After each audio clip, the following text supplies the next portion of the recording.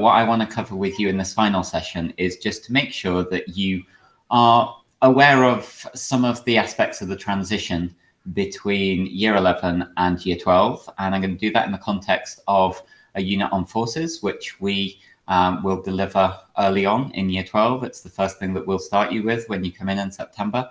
And so what I'll do is I'll remind you of some of the trickier bits that are in the year 11 curriculum. And then I'll indicate to you how it will step up a little bit into the year 12 curriculum, so that when you land here with us in September, you're aware of kind of how big the transition is going to be. Hopefully, you won't notice it as being very big because we'll ease it as much as we can. But if you have a little bit of forward knowledge of what's going to happen, then without surprises, everything seems a little easier anyway. So we're going to start with a look at resultant forces and just a little look at how it's different GCSE and A-level. So at GCSE, we tend to do a lot of questions about resultant forces in which things are just moving in a straight line. So you might have 5 newtons one way and you might have 12 newtons the other way, and we might ask you what's the resultant force. And we would expect you to notice that you need to subtract this off this and get a resultant force that is 7 newtons to the right. And the exam questions at GCSE do tend to focus on one-dimensional situations. Now, we do mention at GCSE 2-dimensional situations. So we do give you examples in which maybe the 5 Newton force is in this direction, but they don't tend to come up very much as exam questions. Revision things don't tend to focus on it. So although you briefly met the action of 2-dimensional forces at GCSE, it's kind of the norm at A-level. Most of our examples are 2-dimensional examples. So to remind you how we handle this at GCSE, we need to add these 2 vectors together. Remember, a vector is a quantity that has a magnitude, a size, and also a direction. So this is 12 newtons to the right. This is 5 newtons upwards. You have to tack the direction onto the end of it. So to add vectors, you need to draw, we add them by making a shape, if you remember. So you draw one of the vectors, and you would tend to draw this to scale. So if you've got a piece of paper in front of you now, why don't you draw a horizontal line? And that horizontal line needs to represent 12 newtons. So if you've got a big piece of paper, maybe draw it 12 centimeters long. If you've got a smaller piece of paper, maybe draw it 6 centimeters long, and then every centimeter can represent 2 newtons. Excuse me. And then wherever it is that you finish one of the vectors, and you can start with either vector, it doesn't matter. I've started with the 12, you can start with the 5, but wherever you finish, just start drawing the next vector. So the next vector is 5, and so that goes up there in an upward direction. Make sure you've got a right angle there, because this one's to the right and this one's upwards, so they're at right angles to each other. And make sure you draw the 5 to the same scale. So if you were using 1 centimeter to 1 newton, if this was a 12 centimeter line, this should be a 5 centimeter line. And if it was 6 centimeters, this will be 2.5. So make sure you draw it to the correct angles and the correct scale. And then we've started in one place and we've finished in another place. And the vector sum of the 12 newtons and the 5 newtons is just the vector that links the start to the finish. So you now need to draw in another vector, and this is your answer that goes from the start to the finish. So hopefully you've managed to do that on your piece of paper at home. And now at GCSE, and also acceptable at A-level actually, we now want to know, well, what vector is that vector? So we tend not to use column vectors. We tend to write the vector as a magnitude and a direction. So you need to get out your ruler and you need to measure the length of that line. And if you were using, like I say, centimeters to newtons, 1:1, then this line should come out at 13 centimeters long because it represents 13 newtons.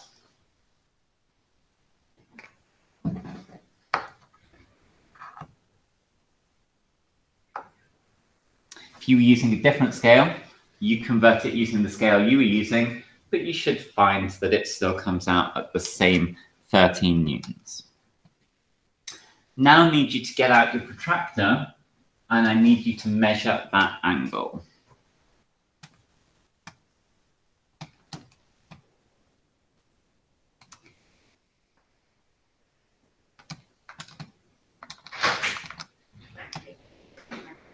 And so you should find that that angle comes out at something like 22, 23 degrees.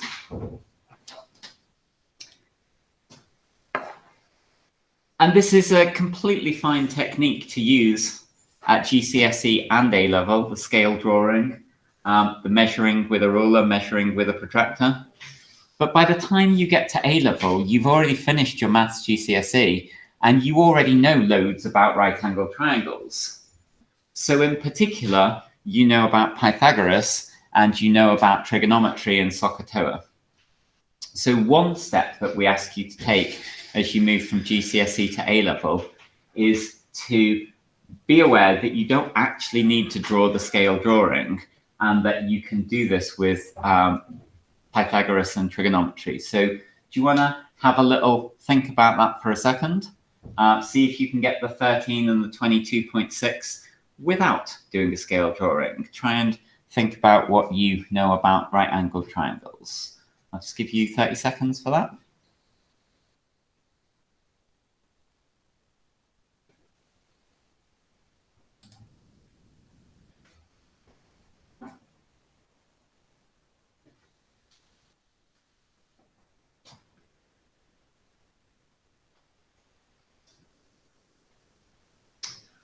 Okay, so the 13 is from 5 squared plus 12 squared, and then square root the answer.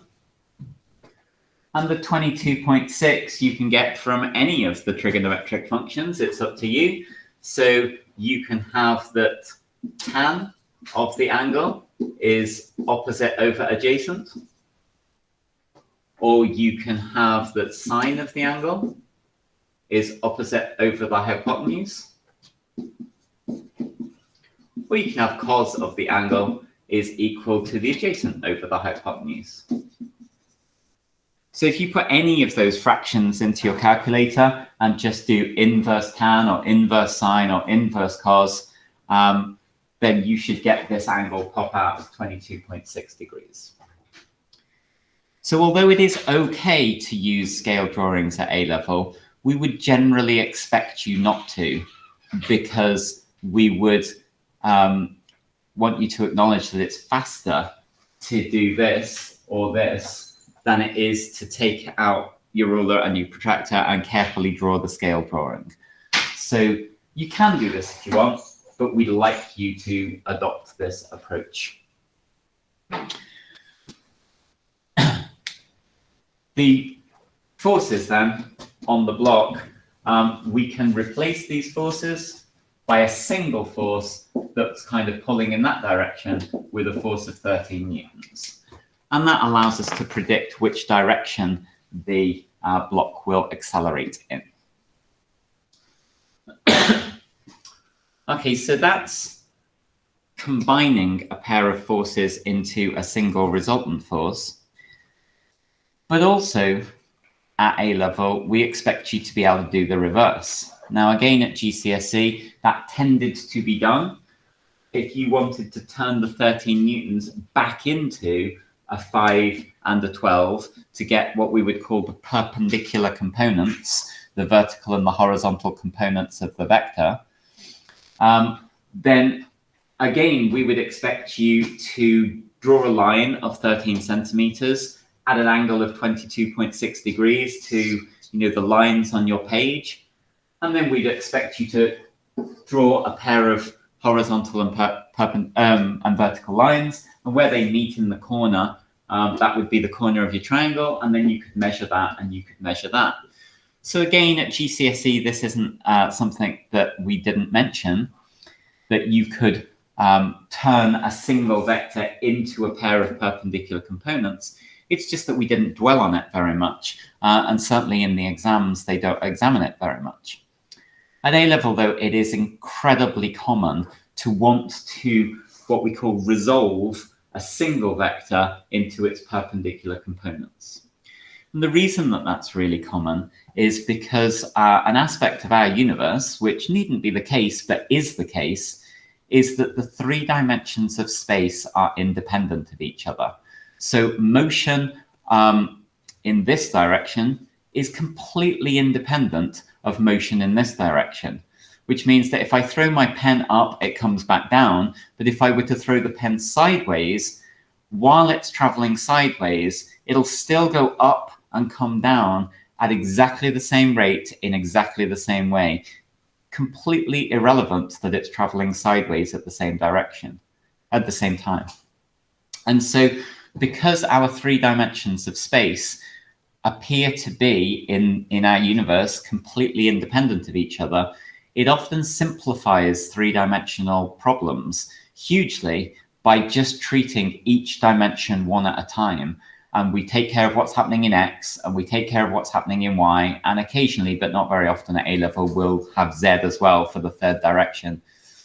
And what it means is that if we treat each direction separately, the physics in that direction becomes a lot simpler, and it makes our ability to solve the problem a lot clearer and a lot more straightforward. So it's pretty normal that we would want to resolve this blue vector back into the other directions. So if we hadn't known what those values are,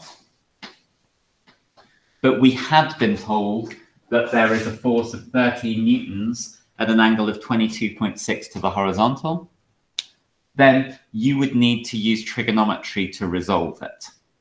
So it's usually sine and cos that we use because you've got the hypotenuse of the triangle. And if you remember your SOHCAHTOA, it's sine and cos that have the hypotenuse involved. Tan does use the opposite and the adjacent. And given that we have neither of those, we tend not to use tan to resolve the vectors. So this component here, this is the adjacent. And what we would have is that cos of the angle, so in this case, cos of 22.6,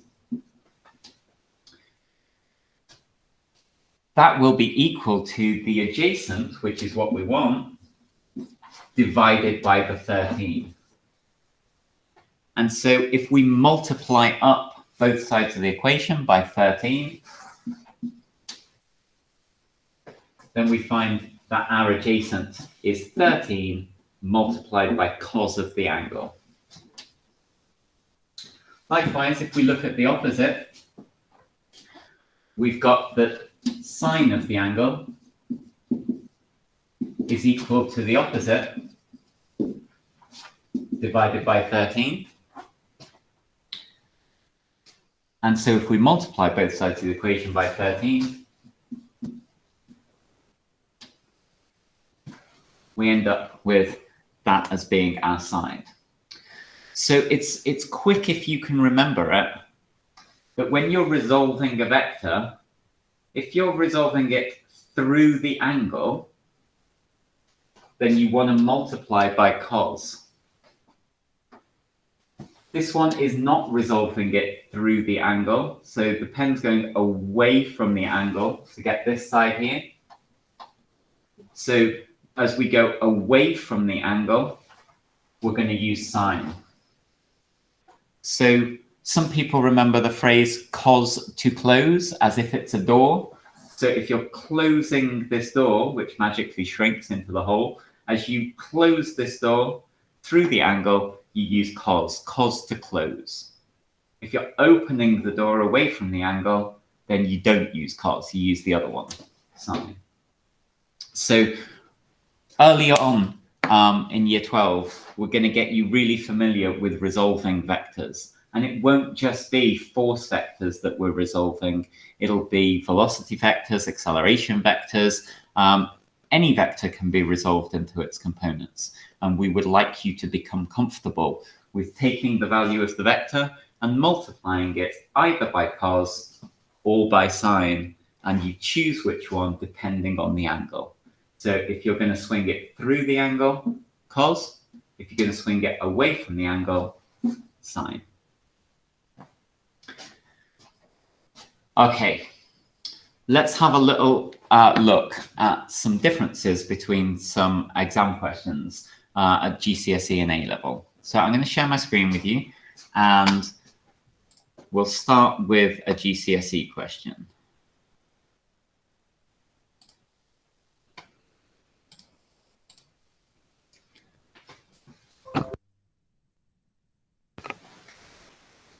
Okay, so maybe you did this GCSE question when you were preparing for your exams. So there's a boat floating on the sea, and it says complete the free body force diagram. So a free body force diagram, if you remember, shrinks down the object to just a dot so that we're not worried that it's a boat.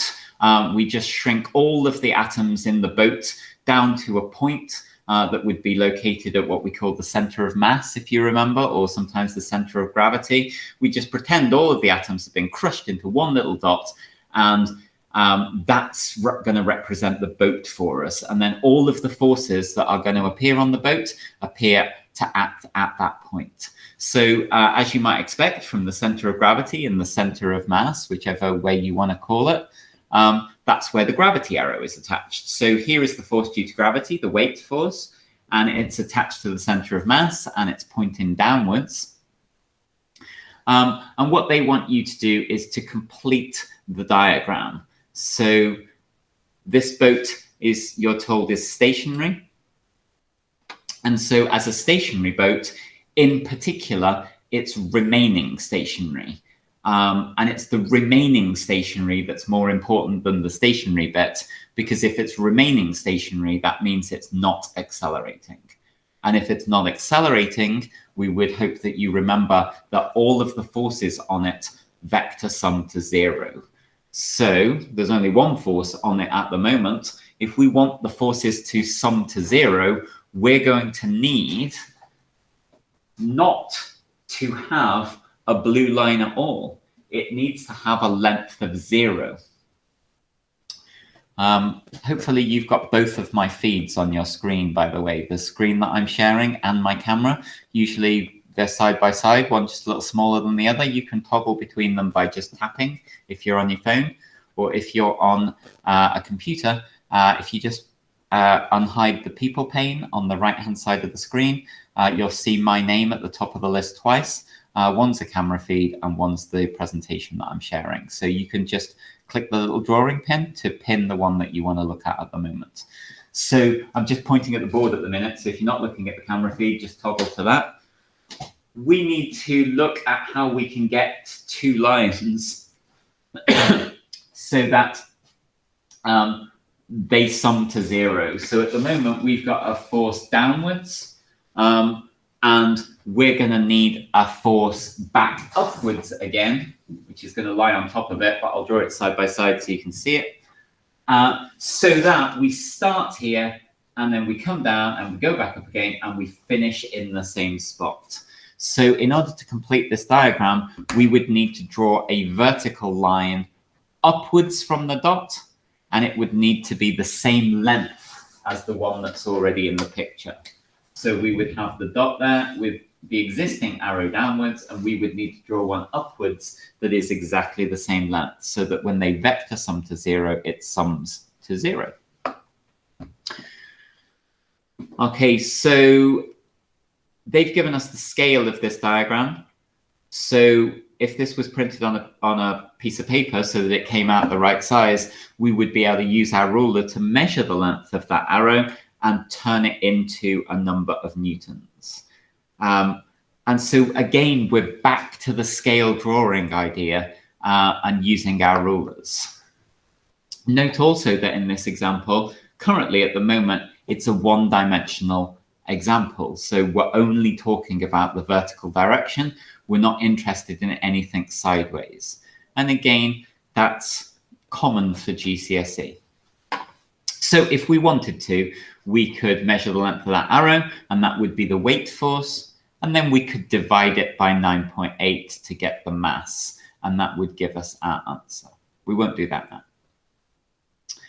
Okay, again, to illustrate the GCSE aspect of this question, the boat's now pulling a dinghy behind it, and you can see that the rope in the diagram is now at an angle. It's not fully horizontal or fully vertical, and we're told that there is a horizontal component of 150 and a vertical component of 50. So draw a vector diagram so you can see in the picture that the arrow is pointing kind of leftwards. So we would draw ourselves a line that was maybe 15 centimeters long, maybe, to represent 150 newtons. And then wherever it is that we finish, we draw one upwards to the same scale, so maybe 5 centimeters long. We can pick our own scale for this. They've just given us a space to draw on. And then the marks will come from remembering that the answer goes from the start to the finish, and we would draw that arrow in. And then we would measure the length of it using a ruler and use our scale to turn it back into newtons. And we'd measure that angle with a protractor, and that would give us the answer. And that's completely fine at GCSE, but rather than draw a scale drawing now, just get out your calculator and use Pythagoras and trigonometry. Can you please tell me what the length of that line is and what that angle is? And when you've got those two numbers, just pop your answer on the chat.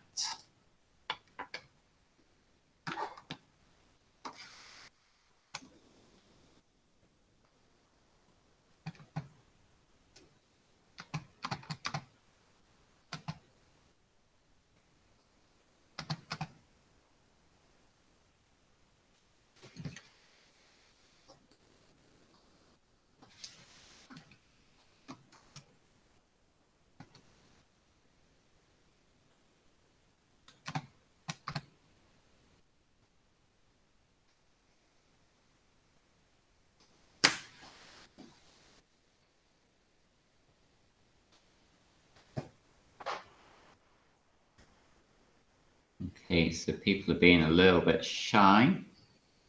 Nobody want to have a go? Thanks, Julia. Okay, so that's a good answer. It's a particularly good answer, yes, because it's correct, but also because it's the right size. You can see that it has to be at least as big as 150 because we're going to add something to it. So it's got to be bigger than 150.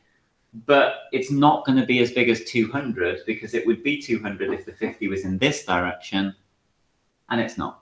So we're looking for a number between 150 and 200, and 158 is bang on.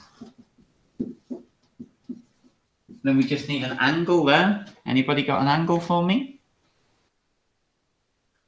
So you can use tan to the minus 1 of 50 over 150, or sine or cos. However, I would advise you to stick with the tan in this case because you have exact numbers for this. Whereas if you resort to the 158, you've probably got a lot of digits on your screen or your calculator. And if you're not careful, you're going to get a round off error. Okay, we got lots of 18.4s, which is correct. Thank you very much. When you are giving your answers at A-level, we mention it at GCSE again, but at A-level, we would like you to pay attention to significant figures. So we tend to take numbers at face value. I know that 50 could be a one significant figure number, but we tend to take it as we're given it. So that we're going to take that as a 2 sig fig number, and we're going to take that as a 3 sig fig number, and therefore I guess the proper rule is give it to the least number of significant figures. So a 2 sig fig and a 3 sig fig means you could quote your answers to 2 sig fig, but there's no harm whatsoever in adding one more significant figure, especially in this case where that's a 2 and that is a 3. So appropriate answers are to 3 sig fig. So that's 3 sig fig and that's 3 sig fig. So another difference, GCSE to A-level. We mention it at GCSE, but we expect it at A-level. Okay, so how would an A-level question look a little bit different to that? So if I show you an A-level question instead. So first thing to note is it's a similar-ish question, similar in that we're resolving vectors. But this one's a multiple choice question worth 1 mark. Whereas if we just flick back to the GCSE one for a second, working out the components and combining them together on this picture was 4 marks because we expected you to draw the diagram. But at A-level, we just expect you to be able to do it. And therefore, just 1 mark, which means you've got to be working faster to get there quicker. We also expect you to remember some little tricks. So if you think about resolving this vector in that diagram, you've got T stands for tension, which is the force we refer to inside ropes and strings and things like that, stretched objects. We've got that tension and it's 30 degrees there. And the only number in the picture, the only force is downwards. So we're going to need to equate that to the upwards force. So we're interested in this component here, which remember is T multiplied by either sine or cos, and we're moving it away from the angle. So it's going to be sine. And the trick that we ask you to try to drill into your head is if you just tap sine 30 into your calculator now, a lovely answer pops out. So sine 30 is a half. And so this is just half of T. And there are 2 of them, right? Each side of the string on the nail has got a tension in it. So there's half of the T acting vertically on the left-hand side of the picture and half of the T acting vertically from the other string on the other side of the picture. So altogether, there's an entire tension pointing upwards, and that's going to equal to the 20 newtons pointing downwards. So the answer to this question is C, 20 newtons. And we expect you to be able to get there quickly by, yes, doing some resolving, but also to remember that sine of 30 is a half. So you don't even have to reach for your calculator. Let's have another look at another one. So this is a longer answer question now, rather than multiple choice. And you can see that it's a little bit more complicated than the GCSE ones, where we were limited to 2 forces. Now we've got 4. And you can see that we're going to have to do the GCSE thing first. So for instance, we've got 7,500 up, but we've got 6,500 down. So we can do a quick GCSE thing to get that we've got 1,000 up overall. And then you can see that we've got 7,200 one way and 1,200 the other way. So we can do a quick GCSE thing as well. Trying to draw it to scale roughly. And we got 6,000 that way. But now's where the A-level bit switches in. And we say, okay, well, what's the resultant of this? Well, we have to draw one of the forces first. Then wherever we finish, draw the second force in. And then this is the resultant, and this is the angle. And we can use sine and cos to work out what that will be. So that's part A. I and II. So do you want to have a quick go at that now? What's the resultant and what's the angle to the horizontal? And the nice thing about a show that question is that you kind of know roughly what the answer is going to be, and therefore it's a nice supportive way to ease you into the question, settle you down if you've got some exam notes.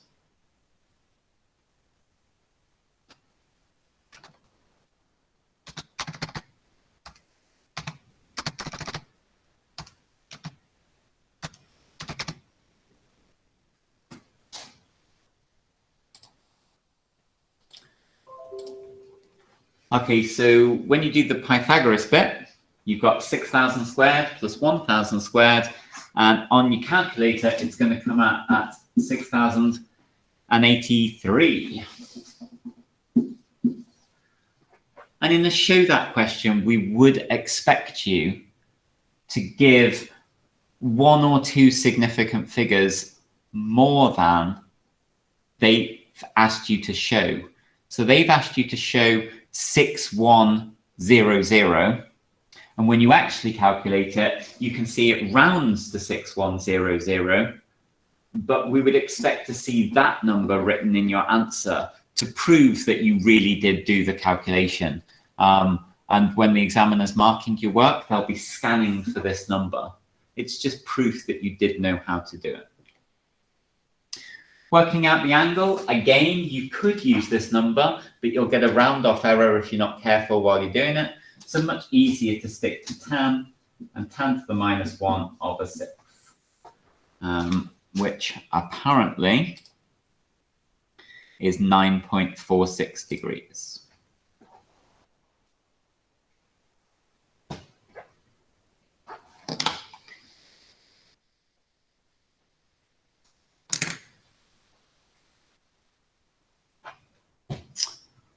Rest of the question then goes on to other parts of physics. So you can see that there's a little bit of F equals ma in part 3 to get an acceleration. And then there's links to energy and efficiency in the next part of the question. And again, that's something that doesn't happen very much at GCSE. There's a little bit of it, but it's quite common at A level that when the questions come at you, it's generally not a pure question about just one area of the course. It tends to pull little bits in from different areas, different topics, because ultimately what we're trying to do is train you to think like a physicist. And so a physicist is able to not just do one type of problem at a time, but to synthesize all of their knowledge into problem solving in real world problems. Okay, so that's kind of resultant forces and how GCSE is a little bit different to A level. And hopefully what you can see is that it's not that big a step up, but it is a step up. So from one-dimensional questions to two-dimensional questions, from scale drawings to use of maths things from GCSE like Pythagoras and trigonometry. A focus on significant figures so that when you quote your answers, you're giving them to enough digits, not too few, not too many. But hopefully, nothing frightening in that. And hopefully you can see that when we start this topic, it is going to be a little bit harder, but it's not going to be off-puttingly harder. That said, you didn't take your exams. And so if there is anything, well, you took some exams, didn't you? Your schools will have put you through stuff, but you might not have been as exam ready as maybe a normal year group would be. So if there's anything that I've said in the last half an hour or so that you're feeling a little bit iffy on, especially the Pythagoras and the trigonometry, which aren't particularly physics things, are they? They're from your maths course. Then maybe just have a little look at those things over the summer. And I think Mr. Downing's emailed or emailing out some transition work to do over the summer, which is optional. But if you think that there might be a gap in anything that you've left behind in GCSE, then maybe have a look at it so that you're ready for the start of the course in year 12. Okay, let's switch to a different area then. Again, just to illustrate the difference really between GCSE and A-level. So if I stop sharing my screen and then you won't have to mess with the cameras.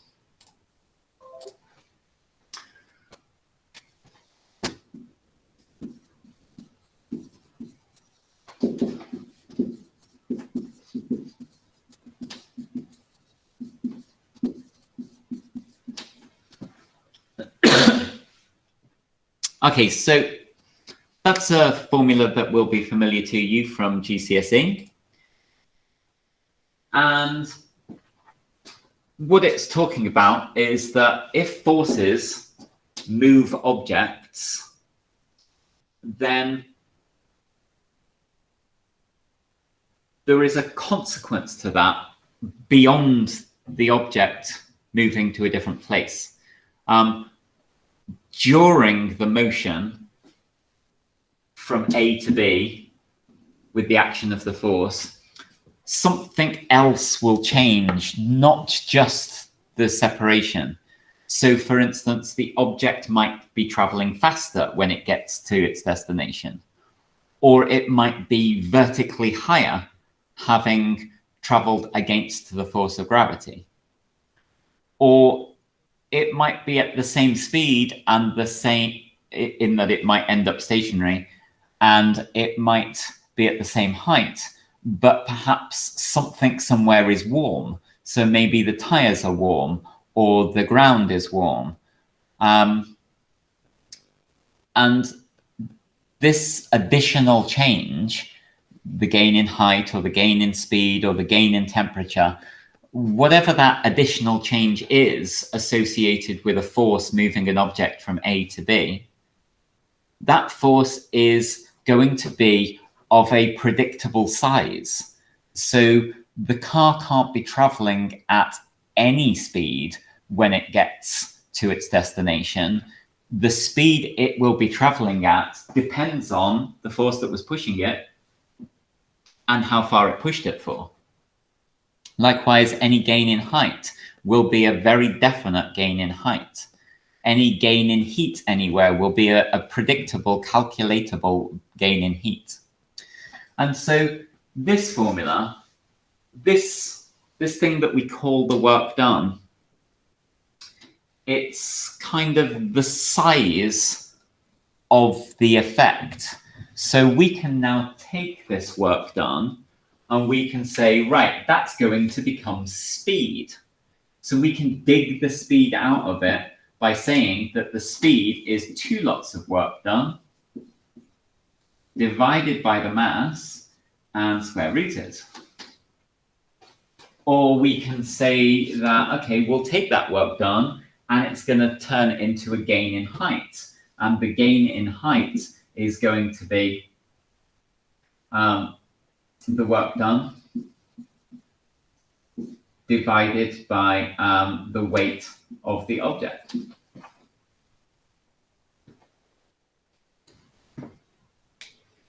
Now, as I've just described it to you,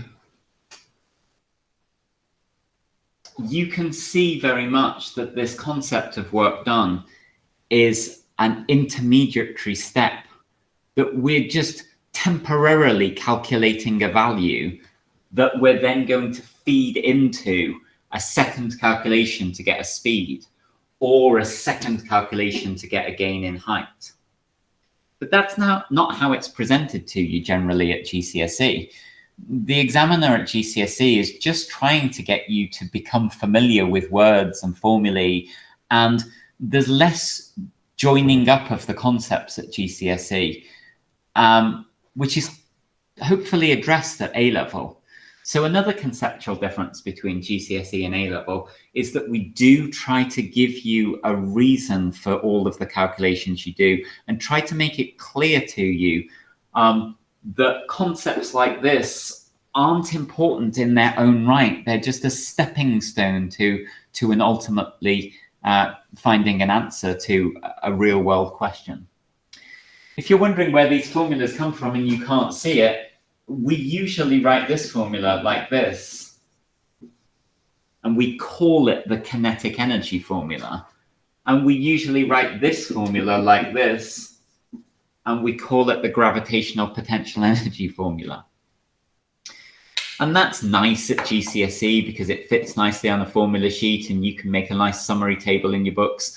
But actually, these formulae and the words we use with them are less important at A level than what you can do with them. The idea that this feeds into this calculation to give something and feeds into this calculation to give something. And what we call things or how we write the formulae is less important. So yeah, we're going to be expecting a little bit more joined up thinking between GCSE and A level and an acknowledgement that we don't calculate for the sake of calculating. We calculate something like this because we need it to calculate something that we genuinely want to know. By the way, you're all being very quiet, but if you want to unmute and ask any questions at any time, just feel free to do so.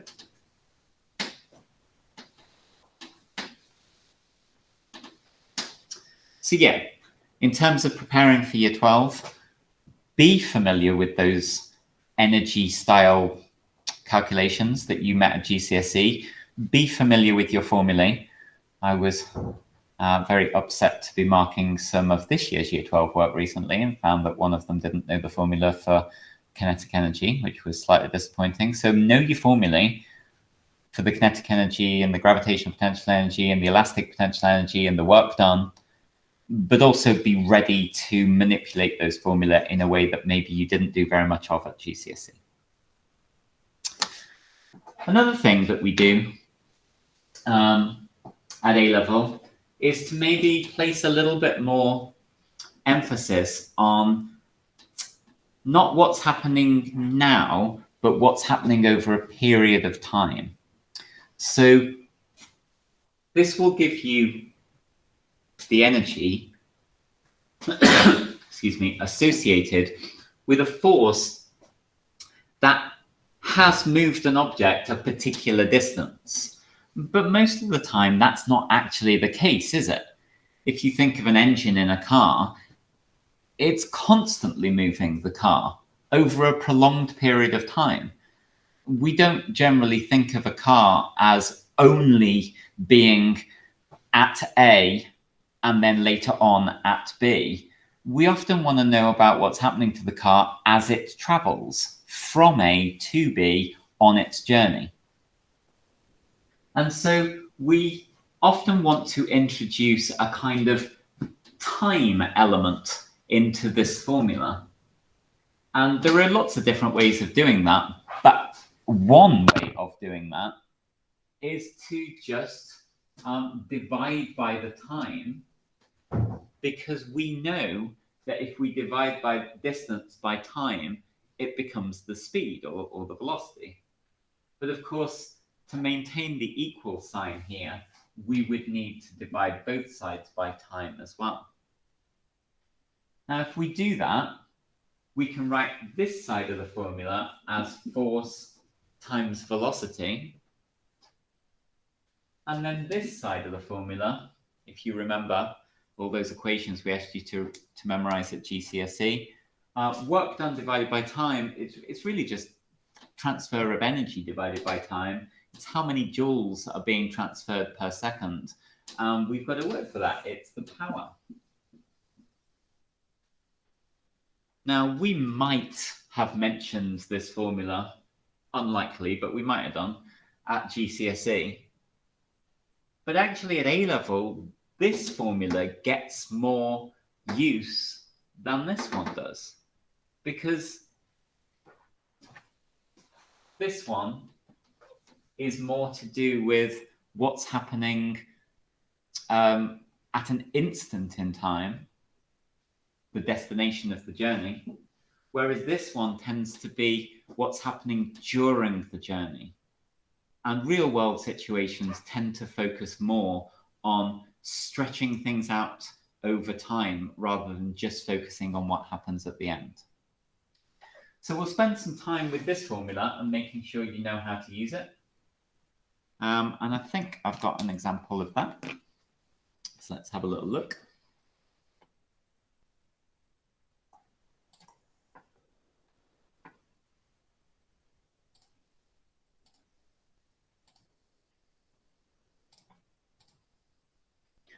Okay.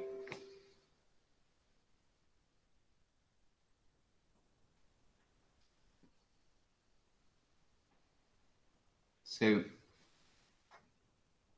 a lot of numbers in there.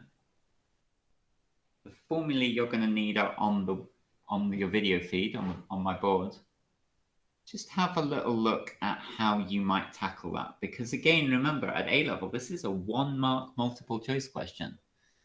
So how would you go about answering that question?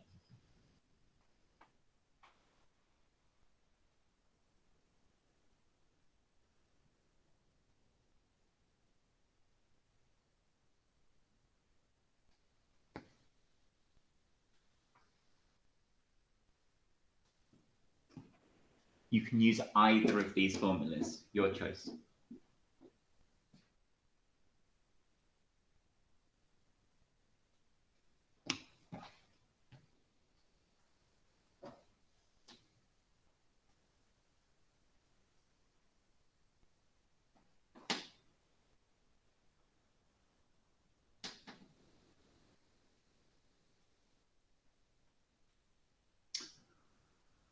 Okay, so really is your choice which formula you want to use.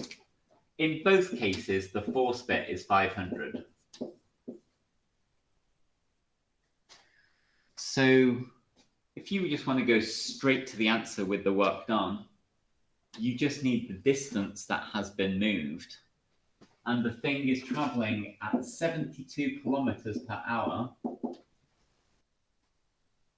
And it's doing it for 5 minutes. By the way, this little -1 that's there, at A level, we stop writing this and we start writing this. And hopefully, at least some of you will have met during your GCSE, hopefully lots of you, anything to the power -1 means divide by. So like 3 to the -1 is exactly the same as 1/3. And what we ask you to appreciate at A level is that you really have divided some kilometers by some hours, and that slash isn't just a symbol that's pronounced per, it's actually the same maths slash sign that you use for fractions. So when you do 3/4 and you write that slash sign between the 3 and the 4, and you know that means divide, well, we ask you to acknowledge at A level that this really is divide. Speed is distance divided by time. And so we could write this kilometers per hour as kilometers per hour, kilometers divided by hours. And because we're dividing by h, we can write that as h to the -1. So yeah, all units at A level look a little bit different to how they do at GCSE. But it's nothing scary, right? Just a -1 instead of a slash. If you're going to go with this route, then you can just stick the speed straight in there. And that will give you the power. But then remember, the power is the energy per second. So when you've finished, you've got to multiply by your time. I guess one of the other differences between GCSE and A level as well is that at GCSE, we tend to stick to SI units like meters per second, seconds, kilograms. At A level, we use real world units. So if we're talking about a car, probably is traveling in kilometers per hour and not meters per second. The speedometer on the car probably says miles per hour or kilometers per hour, probably doesn't have a speedometer that says meters per second on it. And also, the car probably isn't traveling for a couple of seconds. It probably is traveling for minutes or maybe even hours. So another thing that you're going to have to be hot on at A level is spotting when the units are not SI units and doing some conversions first. So you can see that this 7.2 is actually 72,000 meters. And that's how far it goes in an entire hour. But we only want to know how far it goes in 1 second because we want it in meters per second. So obviously it's not going to go anywhere near that far in 1 second compared to an hour. And in fact, there are 3,600 seconds in an hour. So we're going to need to do that division to make sure that it cancels down for us to turn it into meters per second. And then once we've got the meters per second, we can multiply by 300 seconds. And then the seconds and the per seconds will cancel out because one's a times by seconds and one's a divide by seconds. Again, at A level, we tend to write that like that. And then when we've finished multiplying the per seconds by the seconds, we'll be left with meters. And then if you multiply meters by newtons, you'll end up with an answer that's in joules, which is what the exam question is asking us to generate to get the answer in joules. So when you actually do that, the answer comes out as C, if you've been beavering away at that while I've been talking, at 2 times 10 to the 5 joules. Okay, so that's pretty much our hour. Like I said, I wasn't particularly trying to teach you any physics today or to remind you of any physics. I was just trying to use this final session to give you an insight into how big the step up is going to be from GCSE to A level. And really the message I've been trying to give you is that there is a step up, but it's not a scary one. It's completely manageable. And as long as you stay on top of the work and you're self-aware and confident enough that when you know there's a problem, you speak to one of us and you tell us there's a problem and we can fix it for you in 2 or 3 minutes. And if you are proactive in that way and that you're not inhibited to do that, then you will find the transition from GCSE to A level very smooth indeed. The nightmare scenario is the other way around and does happen from time to time for Year 12 students in that they see that there's a step up, but rather than tackling it head on and seeing it as a challenge, they do a couple of questions and find that they find them difficult or they don't get them right. And they just stick their head in the sand and pretend that it's going to be all right. At A-level physics, it's not going to be all right. If you don't get it, and you don't fix it, then the next lesson is going to build upon something you don't understand. And then you won't understand the next lesson either. And within a couple of weeks, it can all unravel very quickly. So what we just ask you to do is not to be worried about any transition from GCSE to Year 12, to just enter Year 12 with your eyes open and know that there is a challenge involved, but that we're here to help you, and all you've got to do is open your mouth and ask, and just not to sit there with your eyes closed hoping that it'll be okay, because it won't.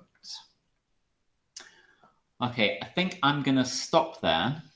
What I'll do is, when the link gets sent out to you for this recording, in case you want to watch any bits of it back, I'll stick onto the link as well a couple of other links to the questions that I've been showing you today, so you can have a go at them if you want to. There's some other ones there that I didn't get a chance to go on to. I didn't know how quickly this was going to go, so there are some moments questions and some pressure questions as well, so you can have a go at those if you want to. And then you can email any of the teachers that you have had these sessions from over the last 4 weeks. If you want to ask any of us any questions, you can do. Mr. Downing is the head of physics. So if you've got any central questions, his email address is dow@fallowroom.org.uk, and he'll be able to answer any course-related questions that you've got. But any of us are available to you if you would like. Right, I'm going to stop there. I'll just pause for a second in case anyone wants to ask any questions. Or maybe just stay behind if you want to ask any questions. Otherwise, hope you have a very lovely summer and look forward to seeing you when you come in September.